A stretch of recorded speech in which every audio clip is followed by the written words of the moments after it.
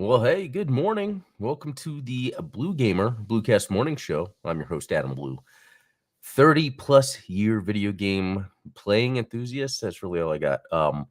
Yeah, it is September 3rd, 2024. We're in that other part of the year, and I feel that it has changed. The summers here in Texas are insane. It getting over 100 all the time, it being crazy. And for once, we're getting weather where the highs are in the 80s, and it's been raining, and it's cloudy, and it was darker this morning when I got up. So it's that time of year where things change. I just had my birthday. Check out on Friday. Hey, howdy, Chris. Good to see you. Check out on Friday if you haven't seen the stream I did, the birthday stream where I played a bunch of games, Outlaws, Castlevania. I play some Wukong also. There's so much to play. And then like on my Gundam Explain channel, playing Gundam Breaker 4. So it was Chris, you're in Texas too. It's nice here in Texas, like you said. Yeah, it's so much better. But yeah, so anyway, yeah, just kind of interesting to think now that we're in September, we're going to see a lot of the later holiday games come out. I guess the summer is, not officially, but pretty much when it comes to the gaming season, it's at its end. We have some cool releases this week that I'm excited about. Astrobot and Space Marine 2, which I'm assuming both of those games are going to be awesome. There's no reason. I would be surprised if they weren't. But no, let's look at Exophase real quick. Let me share that here. Okay. So yeah, after my stream, so Friday is when the Black Ops 6 beta came out. I played with my youngest and my brothers, and it's fun. Black Ops 6 is, it's just more Call of Duty. I think Black Ops, within the Call of Duty franchise, Black Ops has been able to kind of create its own little niche of like, Black Ops is good. If it's a Black Ops title, it's good. Even though I think I forget if it was the third game or the fourth where the single player was like not good at all. It might have been like the third one, and then the fourth one didn't have a single player or something like that. I remember where it started going downhill a little bit because they were focusing on the multiplayer. So I get it. Anyway, yeah, playing Black Ops, a little Black Ops 6 beta. That's so right now. Hey, GMKLX, good to see you. Right now, we're seeing the benefits of this Activision deal because it is pretty amazing that with Game Pass, not only is Modern Warfare 3 on there, so that, especially if you have Game Pass, multiple Xboxes and PCs, multiple people can play. But then their newest version coming out, Black Ops 6, and it's on Game Pass, the beta. But great. It's a great deal. It's pretty lucky. And that we're, and real quick, just to kind of add on to seeing the effects of the Microsoft Activision deal. There was two, I guess, rating board entries, I guess, or something like that for Transformers games by Microsoft. Right. So I don't think it's Microsoft making new Transformers games. I really think it's them getting the older, some of the older Transformer games prepared to be put on Game Pass. So that's pretty cool. I am surprised that they didn't get Deadpool on there by the time of the movie, but it really did seem like August was the date that they could really start doing a lot of this stuff. But we're in September now. Okay, moving on. Star Wars Outlaws. So, interesting that this doesn't seem to be updated. Let me do a quick refresh. Anyway, because what I was saying is, so with Star Wars Outlaws, very interesting. I've been playing on PC, really like the game a lot. Like it is really good. This is the best case scenario, almost. There's a caveat, but I think it's the best case scenario to get an open world Star Wars game. I will say, and I don't know how, I don't want this to spark any like culture debate or anything. The design of the main character is not that interesting. The voice actress, they could have just designed it based off her. I really do think that was an example of sort of the DEI initiatives, which again, this is an example of it not affecting the game at all because the game is super fun regardless. But it's just the character looks interesting because it is a made up face.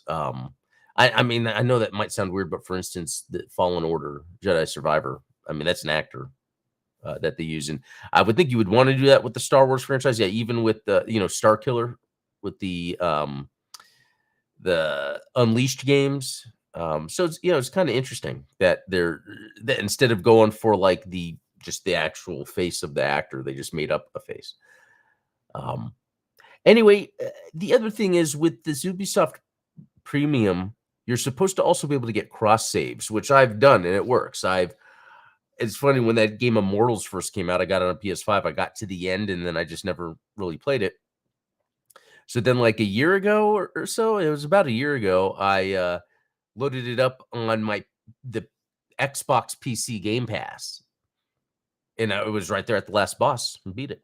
So I thought that was a good example of when they're doing the cross progression, cross save, right?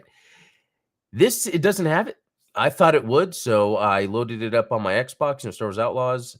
Went and saw that I didn't have a resume game, so I emailed their support. They responded that Outlaws doesn't support that, which is very interesting because most Ubisoft games do, but this doesn't. And I think that's a big deal. I- I- anyway, so that's why you just see 4 minutes on Xbox Series, and there's no time on Ubisoft. But I was able to look on the Ubisoft Connect app, and it's like 15 hours, 14 to 15 hours. I think that's what it was around. So you can get an idea of how much I've been playing. Um, so here's the other issue: is randomly on. I think it started Sunday, or was it yesterday? Maybe it was just yesterday. I started getting crashes where after about 20 minutes the game would crash. And it was consistent and not with other games. So I'm like, okay, this has to do with this game. And it's funny because Division 2 was notorious for that, same developer. Anyway, I looked online, looked at the Ubisoft Discord, which was everything was pointing to that direction. I was like, I'll check it out. And it was a great resource because they had, they have sections that are more like forum threads, and that's that newer feature on Discord. And people were talking about having this crash, so it's very common. And someone posted a fix they found where you go into the control panel, you go to advanced settings, you go to performance, and there's this area where you can select to have memory allocation managed automatically, something like that by the computer. Anyway, I just selected that, which I researched that that's kind of a good thing to have on your computer set up anyway. So, okay, good to know. I should probably do some more deeper research, but this was more just to get this game to work. And yeah, it worked. I set that up, restarted my computer. I was able to, play Outlaws without any crashes. So, it's very interesting. Hey, Rogue New Type, good to see you there. And Chris, the Outlaws look is the OT look, aka 70s, 80s look. Yeah. Yeah, and I mean specifically the model of the face, of the voice actress. It's like a different look. Jim Killex, they actually did use a model for Outlaws too. They altered her face. Earlier promos made her look scary and make a chin. Interesting. See, it's interesting that they went that extra step to change the look of the character. That's why I'm saying that seems more like a bullet point initiative than it seems to be something that's conducive to Star Wars characters when created, because usually, again, it's like a real actor. But anyway, it's interesting. Not that this is the same, but it reminds me of the Sonic when the Sonic movie they were first showing what he would look like, and then people were like, no, no, no, no, and then they went back and they changed it up. Okay, anyway, moving on. So Star Wars Outlaws, great game. Some little technical issues here and there, but overall, in another way, I would explain Star Wars Outlaws, and I think I said it before. It's like it's the best an open world game could be by 2024, and then it's Star Wars themed, which that's the way you would want it to be. Anyway, let's see. Street Fighter 6, 45 minutes. Yeah, I finally got Street Fighter 6. Thanks to my dad, he kind of helped me with this when we were trying to figure out a gift, and he got me something that it was very interesting. But anyway, there is a proper story mode. with the main characters in that game. So I was able to go through and play. I just did Ryu so far, but it unlocked a bunch of different um, achievements. But anyway, I just want to go through the story. I do like the combat. Oh, Midnight Hatter, isn't it weird that MGS 5 came out 9 years ago and the capture for Quiet? Oh, the face capture for Quiet was gorgeous. Yeah, yeah, it's another example. So when they're wanting to alter the appearance of the person, to me that seemed like one of those DEI bullet points, rather than like an actual logical step in, making a game. Because I do think that's weird. Okay, Black Myth Wukong, 12 hours, 3 minutes. I'm right at the end of chapter 2. I think I'm at the last boss of chapter 2, but it's funny because I would go back, and I think I brought this up on previous episodes where I would find a path that would take me somewhere else. I'm like, "Oh, this is great." And then eventually I'd wind back up where I was. And that keeps happening. This game does have a lot of secrets in it, and it's really well done. Um, because yeah, I'll go back and I'll stumble upon something else, another boss. But it's interesting because at the point I'm at, it all converges to this last boss of chapter 2. Yeah, I think it's a great game. Yeah, another good one. What I could see it getting boring just because it is kind of the same thing in terms of while there is exploration, it's light. And it's interesting because I can get in, I can start a game, get the gaming in I want, and be done. So yeah, maybe I could play for like 30 minutes and then I'm done. I don't know. Okay, this Teenage Mutant Ninja Turtles arcade Wrath of the Mutants. This was something my older half brother got me for my birthday. And it's notoriously known as a bad game, but it is a very safe game. I was playing with the wife and we beat a level. And then I beat a level on my own trying it. It's not good, but it's not bad. It's really good for kids, I'd say. And that's the thing. It's easy to play. All right, Gundam Breaker 4. Wow, can't believe I have 12 hours in that. So Gundam Breaker 4 has turned out to be a lot better than I thought. And I think it mainly has to do with the way they do the combat system. Even though really it's only on one level that it really that it's really amazing. So it, Gundam Breaker 4's combat is just like kind of like the other Gundam Breakers. It's kind of like a Dynasty Warriors. It's very basic where it's more about just button mashing and getting through, destroying, rather than it is about being tactical about any engagement you might have with an enemy. Like in terms of, okay, do I need to, guard here, parry here? No, it's really just you just attack, you move away from enemy attacks. If they can even attack you, most of the time you're not even getting hit. So when it comes to performing the action and the enemy response, there's a lack of depth. But that's not what they're going for here. So the function of doing the attacks, regardless of the enemy reaction to it, is very fun because you get your left and right hand not only for melee but also for shooting. And then you hold down LB or RB and it opens up these extra little contextual menus of extra moves you have. So it's like having the arsenal of your giant mech and then going out and making the combat whatever you would like. So in that regard, it is really fun. It's really interesting. But I haven't come up to a situation where a character or an encounter has been hard. I've been like breezing through. Like what is like cleared story chapter 4. Yeah, it's just crazy how much time I've actually spent in it. In all of these games, actually. Yeah, Castlevania, I only played about an hour and 50 minutes. So yeah, the games that came out this past week, it's been amazing. It's been a lot of fun. And then we got Space Marine and Astrobot coming up. I don't know how I'm gonna deal with all that.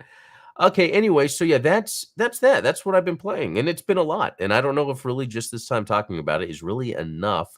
But if you watch previous videos where I kind of go through, okay, I just started one of these games. This is how I think. You can kind of get like an idea of how I've kind of changed my mind and spoke on certain gameplay elements. Though I do want to do proper review videos. I think I should. I know I said I was going to do one for the Metal Slug Awakening, um, just because I need people to know that there's a real Metal Slug game in there. For Star Wars Outlaws, I want to do one because I did notice a lot of negative talk, although lately I've noticed it's changed to be positive, or people like, hey, this is really a good game.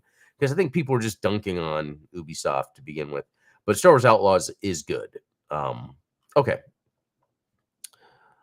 All right, let's jump into some. How about gaming leaks and rumors? I've just opened the Reddit thread and I looked through this briefly. It looks like there's going to be a Sekiro anime. That's pretty cool. Oh yeah, the listing for the Transformers games. Australian classification board. Steam CD keys updated. Okay, so yeah, so that I mean, I would think that we're going to be seeing those games soon anyway. And then a beta that leaked for Call of Duty Future Warfare NX1. So this was supposed to come out in 2013, it says. It was very interesting. I totally forgot about this. Anyway, I haven't looked too much into it, but it would be neat to kind of play it. I might look into that, see if it's easy to do. Just that's just an interesting part of me. The games that were never like games that were supposed to be made and never were made. I find that stuff interesting. Let's see. Was there something else? Yeah, Techland working on new IP outside of Dying Light and already announced a fantasy game. Interesting. Okay. So there are 2 DLC planned for Black Myth Wukong. That would be see, DLC could work great for Black Myth Wukong because it's really a series of boss battles. It's almost like a puzzle game. So, like, if they can have a DLC that's like, here's, 5 bosses with like 3 hidden ones in this. I mean, there's actually a lot like to kind of have an ongoing content roadmap, the way Black Myth Wukong works, you could do that easily. Because there's not this just giant baggage of an open world game. So it kind of makes it easy to add other little like expansions, like back when they were called expansions. All right, looks like Astrobot start menu and some gameplay has leaked, but I'm gonna wait. Yeah, stream is live. So wow. I think that's supposed to come out the 6th. Is that Friday? So that could be like Thursday. Who knows? Like when they do little early things. I'm excited about that. Okay.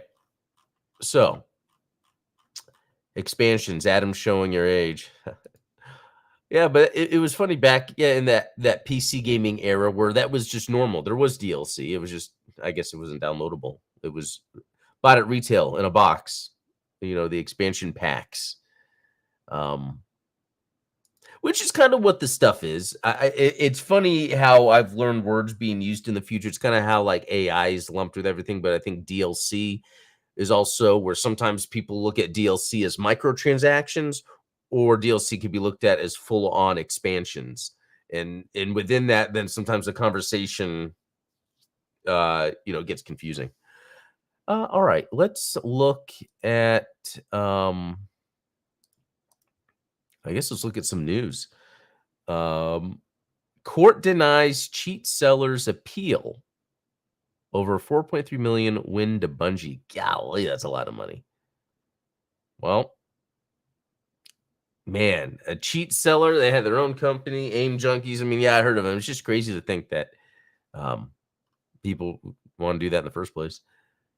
I mean, I can understand wanting to play a game and having the ability to cheat in it, but not when it's, I guess, kind of affecting the community. All right, Lollipop Chainsaw Repop producer lists changes made to original mode, says it hasn't been censored. That's very interesting because we've been seeing a little censorship happening here and there, like in Dead Rising. So you'd think a game like this might do that, but it could be because of the nature of the game that Dead Rising is compared to what this is supposed to be. So we'll have a repop mode that's less violent. Actually, let's look at this real quick, see if it has more details. The upcoming remaster will feature 2 modes: an original mode, which is said to play like the 2012 version released on 360 and PS3, and a new repop mode, which is less violent and will feature pop art damage effects. Interesting. After it emerged that the original mode won't be entirely untouched, Dragami Games founder and the game's producer Yoshimi Yasuda took to X in an attempt to reassure players that the changes made won't amount to censorship. The original mode is a mode that reproduces the same gore, expression, cut scene direction, character design, motion, comic style, character introduction, images, costume achievements, blah, blah, blah. Yasuda said. For this original mode, which we applied for approval, there were no requests for revisions from any of the platform holders. This is as I explained before. Okay, Yasuda then went on to explain the changes made to original mode, noting that certain parameters have been adjusted to make it feel more like a modern action game. That makes sense. This includes attack power, movement speed, camera, movement range, combo, input acceptance time, and initial combo skills. Yeah, I guess as time progresses, sometimes an action game might still be doing things in a way that just doesn't make sense, or there's better ways to do it. So I can understand changing those things. Sometimes that has to be camera, which they talk about here. Other changes include the number of remaining shots in the blaster, changes to the behavior of moves. Okay, a lot of stuff here, but yeah, nothing that's related to censorship. So that's cool. Released September 12th. Oh my gosh, another game around the corner. Wow. Okay, let's see. Shadows of the Damned, Hella Remastered, has been censored on consoles in Japan. Okay, so we get off one of these like early 2010s Japanese crazy shooters that's not getting censored, and then we find the other one that is getting censored. Interesting. Co-creator Shinji Mikami says Japanese ratings are decided by people who don't play games. So it's interesting to see this sort of dichotomy here between, a game that didn't get any pushback for ratings and a game that did, but in terms of censorship. Let's see if there's more information. Let's see. Yeah, the original version of the game released in 2011 had to be censored in Japan to appease the ratings board, Zero. Now, in an interview with GameSpark 2 to confirm that the upcoming Shadows of the Damned Hell Remaster has once again been censored in Japan, but only on consoles. Huh, that's interesting. We had to prepare 2 versions of the game, which is a real challenge, he explained. In remastering the game, we had to develop 2 versions at the same time, which had a tremendous impact on our workload and extended the development period. In the same interview, Suda's co-creator Shinji Mikami expresses frustration at the ratings process in Japan, claiming that Zero don't understand the process of playing video games. Yeah, so it's very interesting just to see this sort of difference between these 2 games that came out at the same time, and they're both getting remasters, and one is being censored and the other is not. I mean, it could be that the nature of the censorship, but they're both kind of violent games that have to do with like zombies. So, I mean, there could be more to it than that, but that's kind of an interesting little thing going on. Okay, let's see what else. Square Enix has shut down Final Fantasy Brave Exvius. Can't say I've heard of that.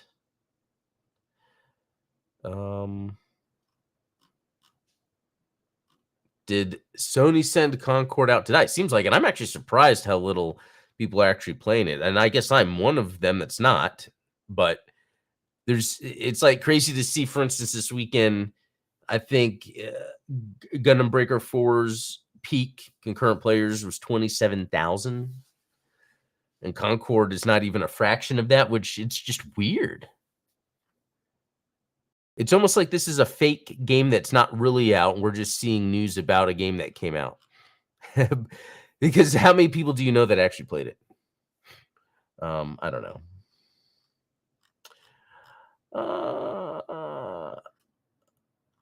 X-Linehead developers announced Confronto, a comedic sci-fi auto battler, and yet we see the screenshot of ships. That's pretty funny. Interesting.